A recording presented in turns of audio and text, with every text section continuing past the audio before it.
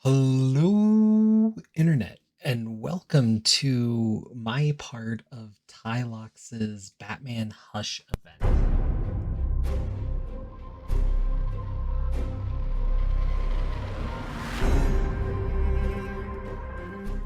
Alrighty, so quickly, I just want to talk about who's been doing the event because this has been a real cool collection of YouTubers and how we've been going through it. So, Comic Fu 2814 with that Green Lantern touch is who started us off here and went through a bit more of what's going on with Hush. I understand his position. I had to open a Hush event where we did a very similar thing in 2014. You can see that video I'm going to in the description. And then I was really happy to be introduced to Slim Comics and More with issue 2. Again, that was good. For 3, Attention Seeking Geek really went all out, had a costume, the whole 9. Really love that. The Comic Collector for issue 5 with the Superman fight did a good job talking about that. Then, we really slouched with Sleepy Reader 666 on 613 with the opera issue. By the way, Sleepy and I have started doing a planetary review with our podcast, so if you're interested in planetary, go check that out as well. But back to the event, 614 copy 809, doing a good job there. Then someone else who I was really happy to find out about through this event was Heroes to Icons, who did 615. And at first I saw a little bit of the video and thought, oh great, finally, someone who's not going to put me to shame with having the actual issues and the whole 9. No, he has those floating in the background. So, hooey on me. And then the Comic Book Estate just did the 9th issue of Hush and has been breaking that down, so that was great. And so I am here with the 10th issue 617, kind of the bridge into the 3rd act. And before I go on, soon you'll have Southpaw Brad doing the issue after the one I'm about to cover. And then at the end, it is TYLOX himself talking about the finale. So, all great stuff. I hope you guys go through the entire playlist.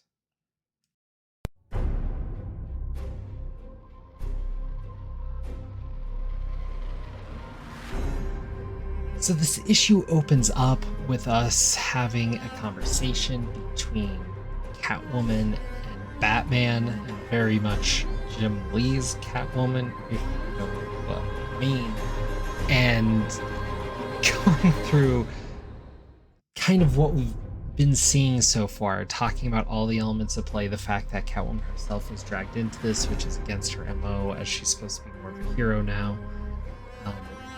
Interesting moment in the back canon when all of a sudden, and to be clear, the Tim Drake Robin jumps in, and we have a whole lot of tension between Catwoman and Robin going on. And it's interesting because they're kind of, in a way, fighting over Batman and about the fact that they don't really trust each other. And I guess it's supposed to be planned, a natural cat versus bird thing. I don't know. It's intriguing.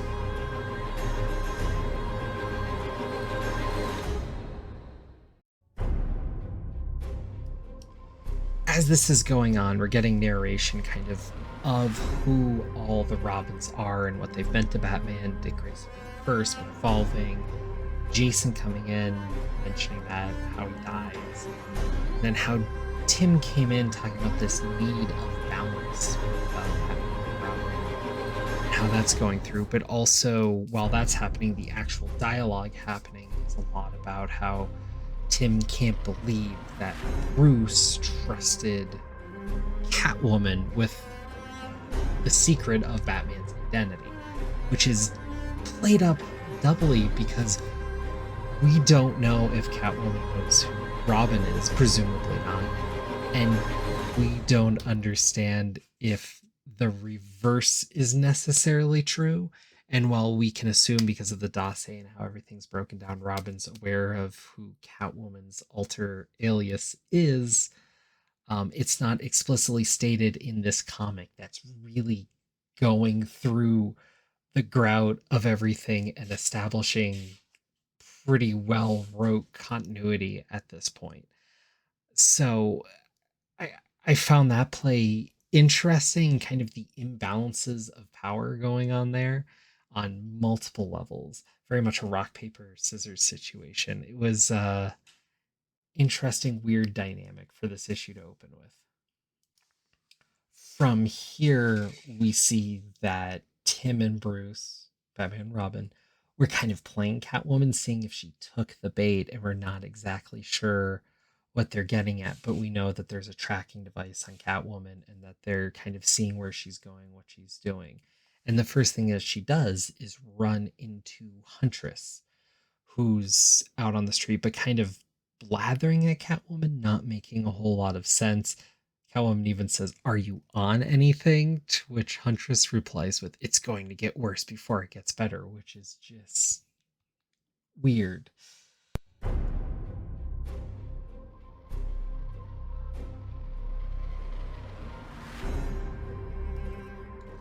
And then from here, a string of things just kind of happen, panel after panel after panel. We see that Batman is following and is watching the fight between Huntress and Catwoman, at which point Catwoman's just saying, "I'll stop fighting you when you start making sense." Huntress is blathering on, "You used to be me," whatever. Um, Batman jumps in and tells Robin to keep out for whoever else is going to be watching. At which point, the second Batman leaps away, Hush comes up behind Robin. He means me, basically. And then Scarecrow comes out of somewhere and is riding Huntress's motorcycle and then takes off, and then Batman is clinging on the side of the motorcycle.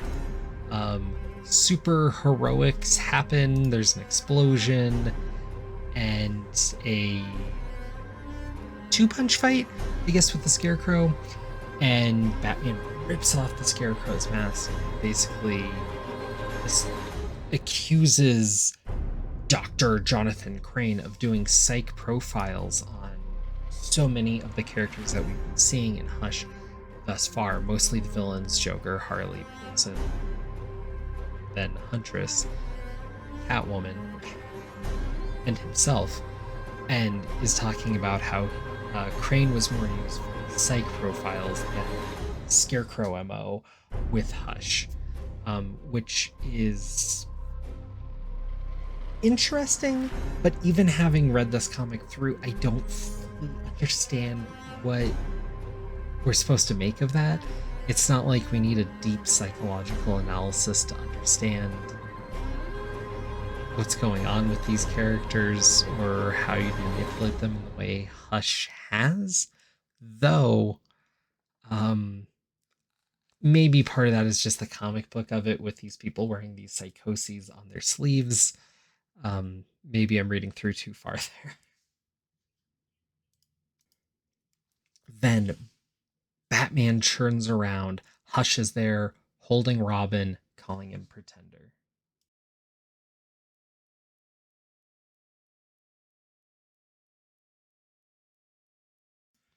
And then we get the big reveal of this issue as Hush pulls away his masks, his bandages.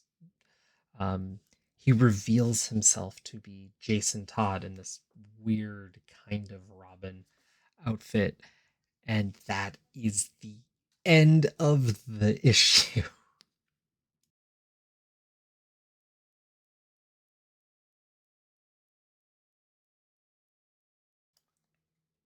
So this issue in particular is particularly fast paced and is pretty devoid of too much character development or anything. It's literally just plot setting and literally is placing and moving characters to be within position of each other and giving the thinnest reasons to kind of move this thing along with no one else being interfered in this chase across Gotham. Um, it's heightened melodrama and only what this book needs without any of the normal factors that would heighten a Batman or superhero comic to make us consider the populace or others affected or anything like that. Um, I would say this issue kind of exemplifies a few things that I've found less appealing about Hush as I've reread it throughout the years. Um, the first is this feels very much like a fan fiction. Like all the characters they want are pouring in, bringing back things from the past because it's dramatic, not because it's necessarily great storytelling. I don't love the fact that Jason Todd kind of just appears, but I also just don't particularly love it when characters come back from the dead, anyways, just in general. Um, there's a lot here that reads, like I said, very fan fictiony. Um, it's just these set characters butted against each other. It feels like action figures slamming against each other more so than a cohesive story throughout. People are playing their part. There is no character growth in here. These characters are who they are, and that is it. And it just feels kind of thin. I feel like a lot of the best Batman comics play with these ideas and play off of them. But a big part of what made Hush Hush was this kind of reintroduction and this play forward with this big melodramatic mystery and informed a lot of what Batman was going to come. A lot of the stuff to follow, like the two big weekly Batman books that were held within the New 52 felt very reminiscent of this. One especially where Hush was a major character. And things would move forward with Batman for a very long time, very informed by this story. So I recognize there's parts I don't like about it, but I also recognize how hugely influential it was. So I don't know. It's a interesting slice of Batman history. If you want a little more on that, again, I covered that in a video I'll be linking below. And yeah, so I hope you all enjoyed that. And then I hope you'll all check out the next parts of this community review.